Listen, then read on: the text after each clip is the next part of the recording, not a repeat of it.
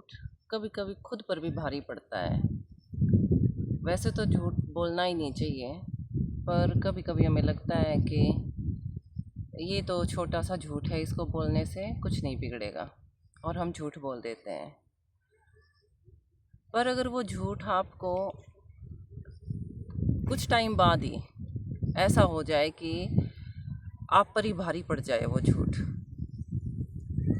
और आपको ऐसा लगे कि मैंने झूठ क्यों बोला, इससे अच्छा तो मैं सच ही बता देता, तो ऐसे समय में आपको प्रभु का धन्यवाद करना है कि थैंक यू, मैंने झूठ बोला, मैंने गलत किया, और आपने तुरंत ही मुझे उसका जवाब दे दिया, बता दिया कि ये झूठ नहीं बोलना चाहिए था।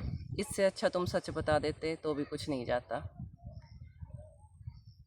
जब ऐसा बार बार होगा तो इसका मतलब है कि आपको सही राह पर चलने के लिए मोटिवेट किया जा रहा है, और भगवान भी चाहता है कि आप झूठ ना बोलें। मतलब आपको एक तरह से जैसे हीरे को तराशा जाता है ना, ऐसे आपको तराशा जा रहा है। इसका मतलब कि अगर कभी आपने जाने अनजाने कोई झूठ बोल दिया, या आपको ऐसा लगा कि अरे ऐसे मैं सच क्या बताऊँ, ऐसे ही बोल देता हूँ, कोई नहीं कुछ नहीं, तो और आप जल्द ही उसका रिजल्ट आपको सामने दिखे कि नहीं ये तो गलत कर दिया मैंने, ये झूठ नहीं बोलना चाहिए था, तो इसका मतलब भगवान आपको तराश रहे हैं। वो भी चाहते हैं कि आप कुछ भी गलती ना करें।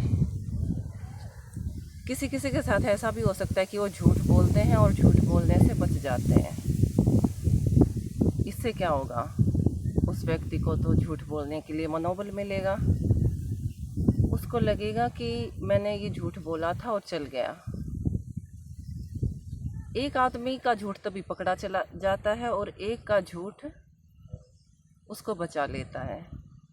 तो आप खुद सोचिए कि आपको भगवान ये इशारा कर रहा है कि आपको झूठ नहीं बोलना, आप झूठ बोलने के लिए नहीं बने हैं, आपको सच के राह पर चलना है। जैसे हीरे को तराश तराश के और भी ज़्यादा चमकीला बनाया जाता है, वैसे ही आपके जितने भी अवगुण हैं उन सब अवगुणों को ख़त्म करके भगवान आपको एक हीरे की तरह चमकाना चाहता है कि आप में कोई कमी ही ना रहे, ऐसा चाहता है भगवान। तो इसका मतलब आप सच की राह में ही आगे बढ़ें, और फिर अकेला सच ही नहीं, इसके साथ साथ और भी बहुत सी चीज़ें होंगी, जैसे दूसरों की मदद करना, कोई भी गलत काम ना करना, इन सब चीज़ों से भी बचें।